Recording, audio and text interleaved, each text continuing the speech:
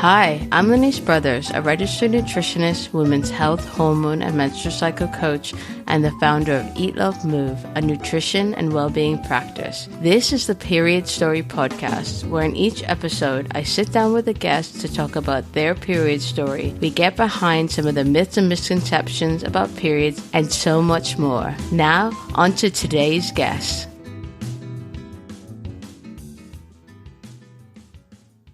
On today's episode, we have Estelle Bingham.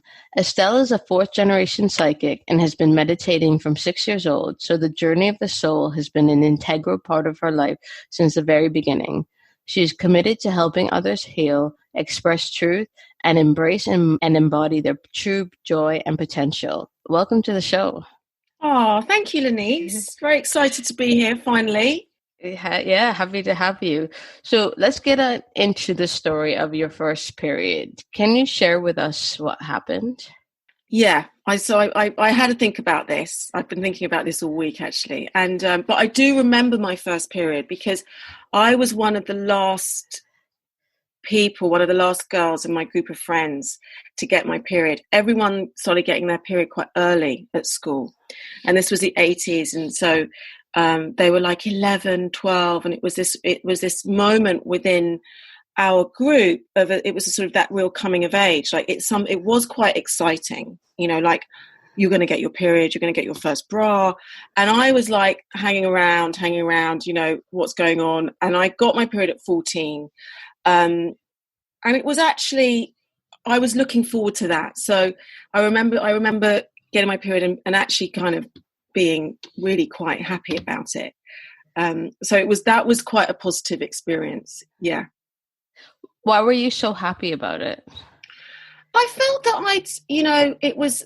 I was joining the ranks, joining the kind of just sort of that moment in our teenage lives or the sort of preteen and then teenage, and that desire to grow into the young woman. And getting the period was, I was very flat chested, and I sort of like I wanted to kind of do this thing where I went from little girl to, I was like, I want to step up now. Not that I wasn't quite sure what that was all, what it meant, but in the sense of what that would lead to, but just the idea of growing and sort of becoming. I was really up for that.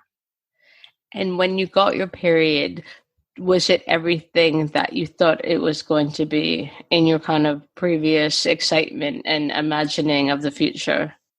Yeah, I mean, I grew up in a sort of, I grew up in a single family with my mum, and my mum is the reason why, she was quite a liberal household. She was definitely a bit of a hippie, but in the sense of she was a very strong woman, and the period story was a positive one. It was not something that it wasn't shunned. It was talked about.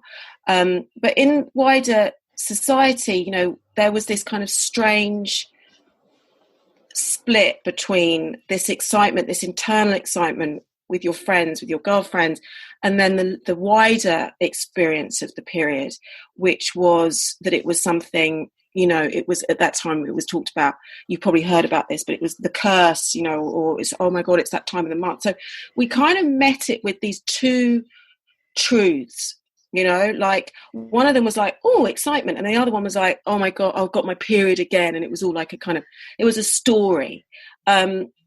And there was a thing about games, and you'd be off games, although I quite enjoyed that. But you would be off games if you had your period, and you could kind of pull a sickie and stuff like that. But, definitely we hold that as young women emerging. We hold these two truths that are actually confusing.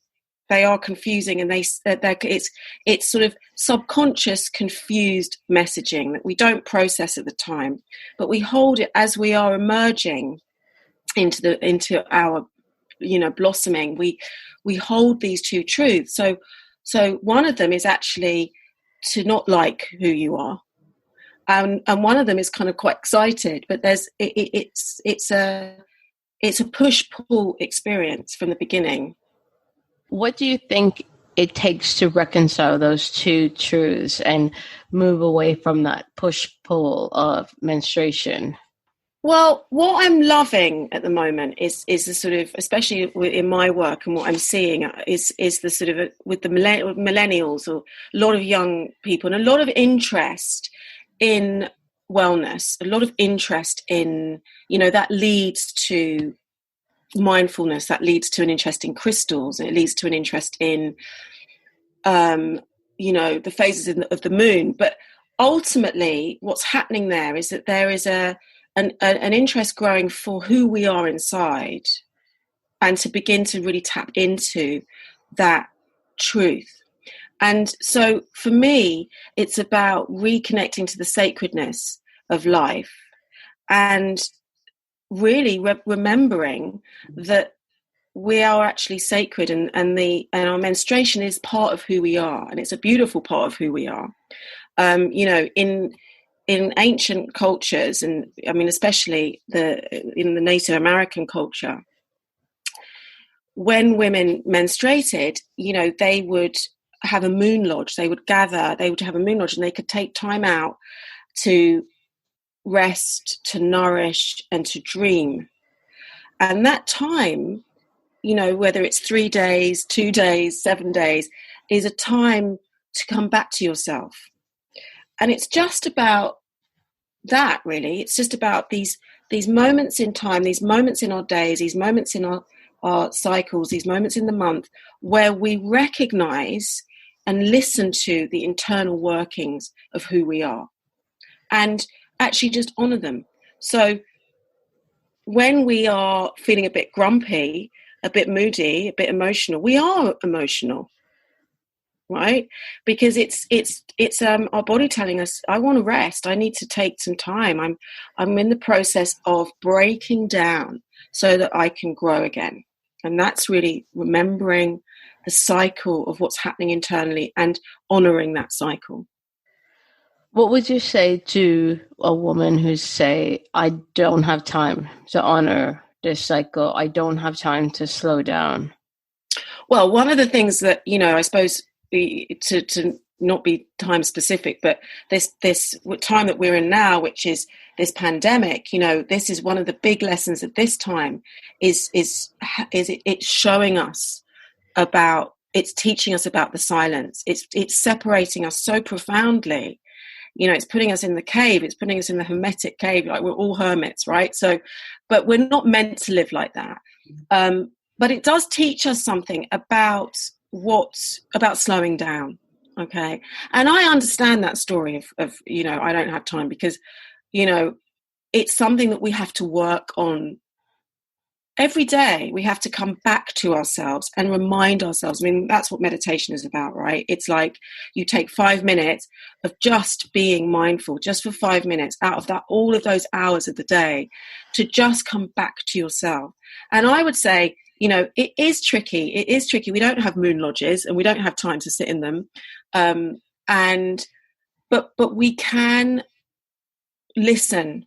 And we can listen, we can take time to listen. And even if it's for 5 minutes, it's to listen and not punish. Often what happens is that part of us gets really demonized, or, like, oh, you're really moody, oh, you're getting your period, oh, you're really grouchy, oh, you're all this, you're all that. And it's like, because actually, yes, we are, because we're tired. And from a sort of alternative health perspective, so working and also, working energetically, as I do, our period time is powerful time to show us what's happening internally. It's very raw time, because if you're having real cramps, or it's really heavy, or it's really, it's your body showing you something. So I feel, be kind, it's about being kind and gentle and softening. And we can always find time, just for a few moments every day, like of your period, to just come back to self and be kind.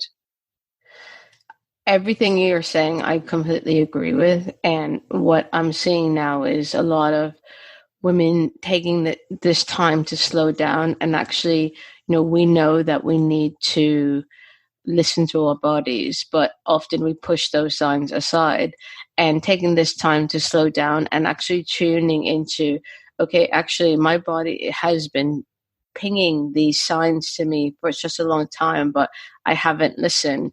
And they're now saying, okay, well, what does this mean? My body has been telling me this for a long time. Now I need to figure out what this actually means. I want to ask you, just go to back to your period story. So you were a travel presenter. Traveling all over the world, which just sounds, even right now in this moment, sounds incredible. How did you manage your period? Yeah, I mean, I sort of, it's interesting because I did a Lonely Planet show. I was doing 3 travel shows at one point. I was doing a Treks in a Wild World, which would be, trekking up to K2 and doing crazy things in Pakistan, or I was in Kenya. I was all over the place, and it was such a gift. It was a real gift for me, who I'd always been a traveller, sort of in my late teens and my early 20s, and I got that job, and I was like, this is it. The time has arrived, and it would be relentless. It's like 5 a.m. You'd be showing up to a tribe in Kenya, and or you'd be doing, you'd have to get that script, and you'd have to be on it and ready to go. So the idea of having an off day wasn't really part of that story. But I really sort of took that in my stride. I've never felt that my period has held me back or got in the way, or it's actually in terms of traveling and in terms of that lifestyle, it was positive. It was positive. I just integrated it and, worked with it, not worked against it. That's interesting, working with it rather than working against it. Were you, as part of your job, were you doing things like climbing? You said K2. Were you climbing K2? Yeah, I mean, we were bumbling around on K2. Yeah. I don't want to say I was climbing K2. I was like, we were on the polar ice cap underneath K2, and then the whole crew got they all ended up lying on the floor with altitude sickness, and it was quite a dramatic time, actually. But yeah, we were basically I would have to do climbing. I was climbing in Australia. They sent me down the Carragini Gorges, and I had to also swim with whale sharks and, all of that stuff, swimming and climbing and abseiling. And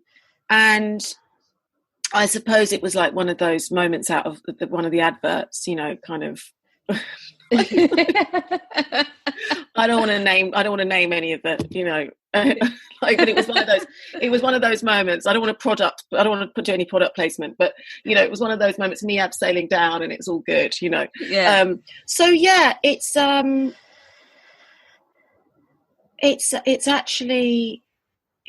was actually really empowering to not feel like I should worry, or I wouldn't be able to do things, or I couldn't cycle, or I couldn't climb, or I couldn't, it was a part of who I am, and it was I just embraced that into the whole. And in terms of moving into your next life, so your next phase of work, how does your work as a healer and a psychic, how does your knowledge of the menstrual cycle, how does that factor into the work that you do? You mentioned it a little bit previously. Can you just talk a little bit more about that? About how in terms of the moon, and in terms of well, it's interesting. I mean, there's been a study. There's been a couple of scientific studies around the moon, and women's periods aligning to the moon, and it's kind of it's not